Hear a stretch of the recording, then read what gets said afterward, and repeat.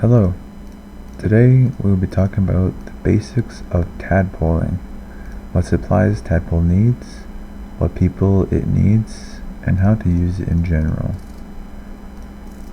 This tutorial is applicable since May 23rd, 2021.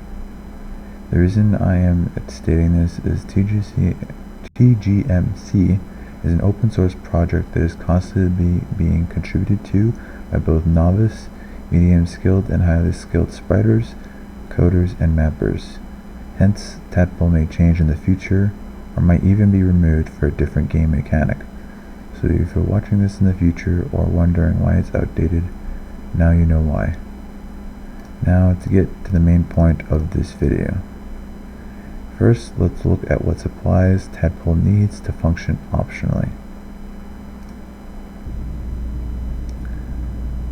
Now pause the video if you'd like to review this chart in depth, but for the sake of the video, I'll be quickly going through the general principles here.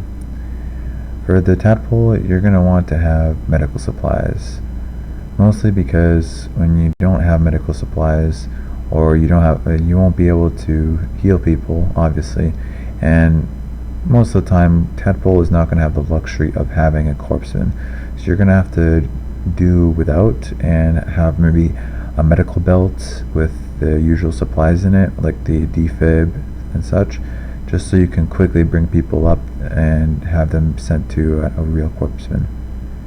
Second wise, you're going to want ammunition. Tadpole is always moving. It doesn't always have the luxury of going back to the FOB, or there's not enough space in the FOB itself for you to be able to restock at a moment's notice.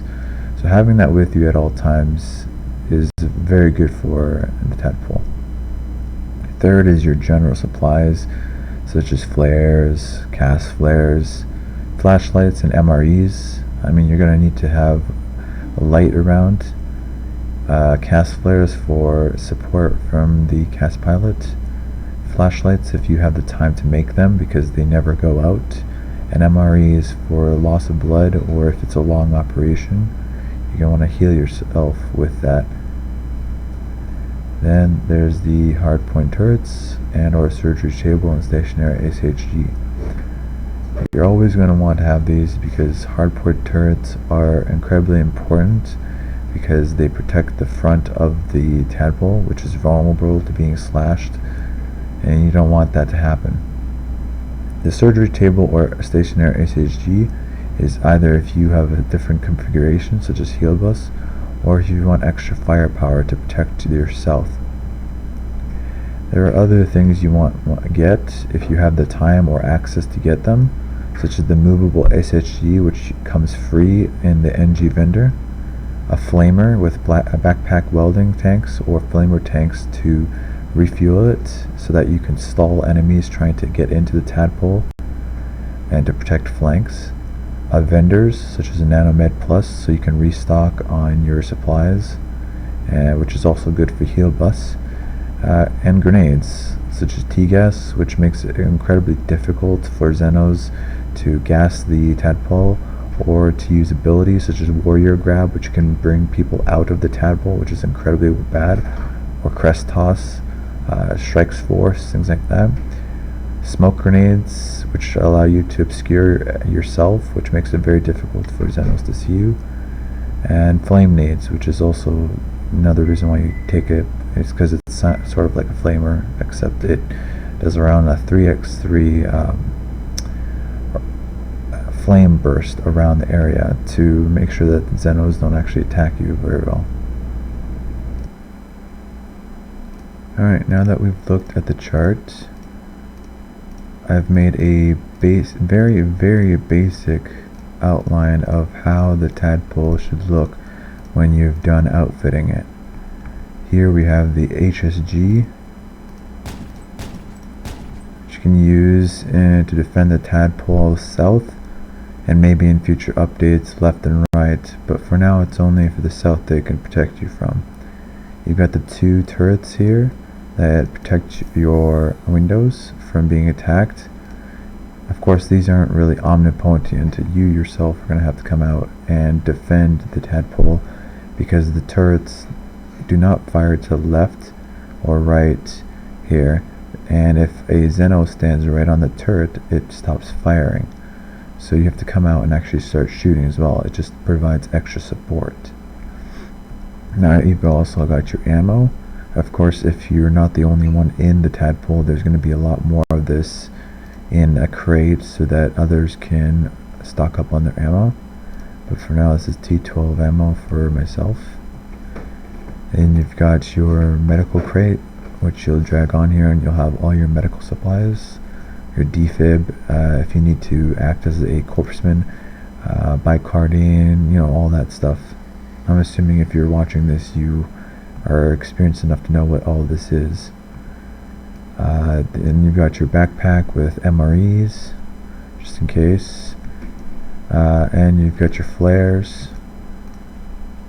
You throw around to get some much needed visuals.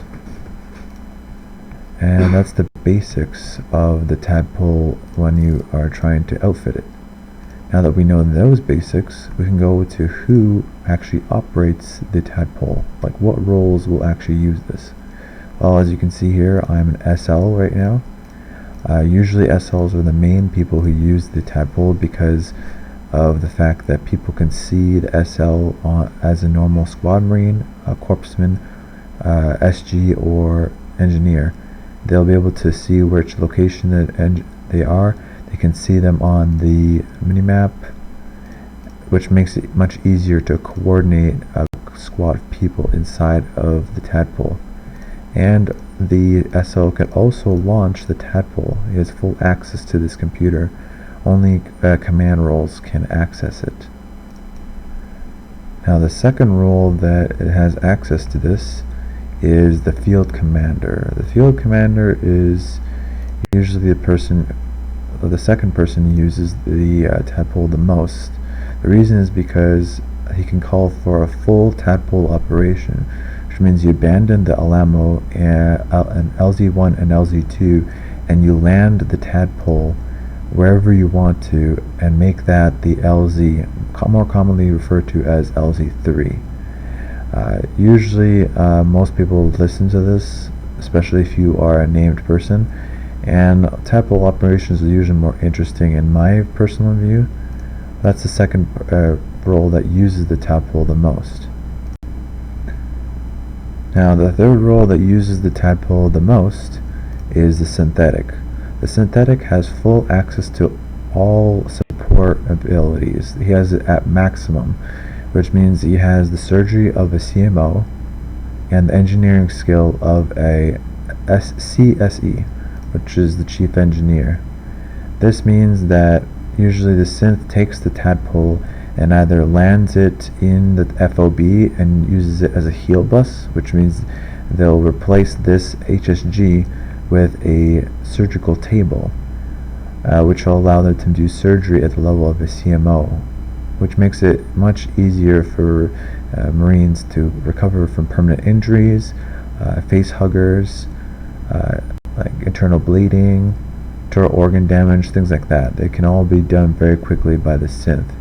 Or they use the Tadpole to land it near miners away from fighting and repair them, then automate them, which allows you to make income for requisitions and buy new weapons and armor that are much vastly better than any other that normal Marines have access to at the start of the round. Now, I would go over the other two roles that would most likely use the Tadpole, but they're very rare to be used by those roles. That's the CSE and CMO, mostly because despite them both having access to the Tadpole, they're not really properly outfitted to use it because they're more shipside roles, so they don't have firearm skills, and not a lot of people tend to listen to them when it comes to Tadpole. So usually a CMO takes it to do field surgery, such as the heal bus, much like the synthetic, except they can't really repair the Tadpole as well as a synth can, and they don't have firearm skills, so they can't defend it as well as a normal Marine might be able to, or the field commander or SL. The same thing goes with the CSE. He has maximum engineering skill, but he has no medical, so he might just land the tadpole to do like a stealth mining so that he can afford more metal and plasteel or more turrets for the FOB, but he's not really suited for the tadpole, so I'm not going to go over that.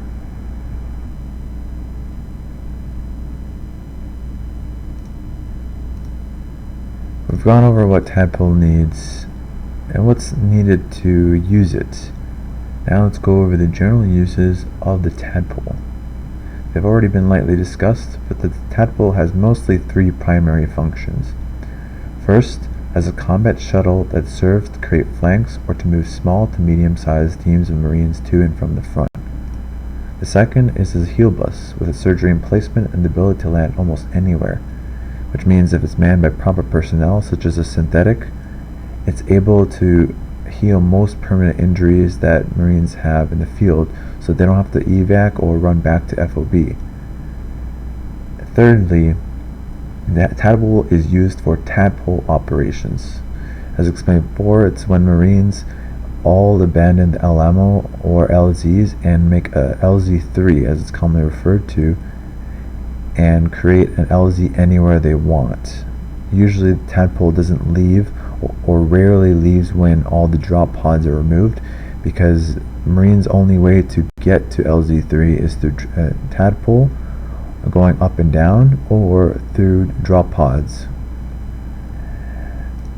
Now here is the last portion of this tutorial then, is how to actually use the Tadpole. So usually somebody straps in, you don't really have to do this, but it's better so that you don't get moved around, and you click on this Tadpole navigation computer. Then you can take off, which will allow you to go through space and enter the atmosphere. Now let's wait for that to happen here. While you're in space, let's see here, hello, you can see that it's cursive here and no actual radio message happens.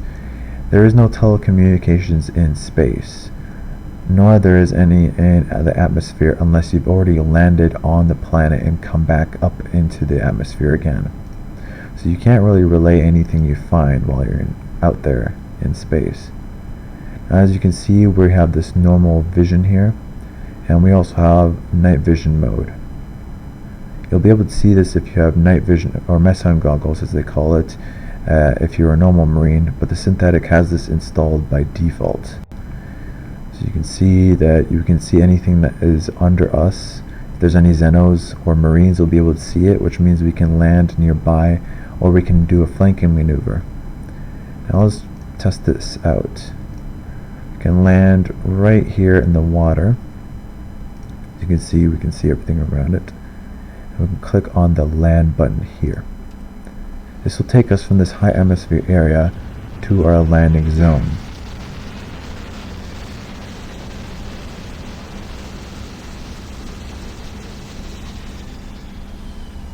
As you see, we've landed, and we can take back off in a short amount of time. This is another strength of this current Tadpole design. You can go up and down very quickly, which allows you to do a very quick flank maneuver or capture a miner very rapidly and then leave right afterwards. Alright, well, that's the end of the tutorial.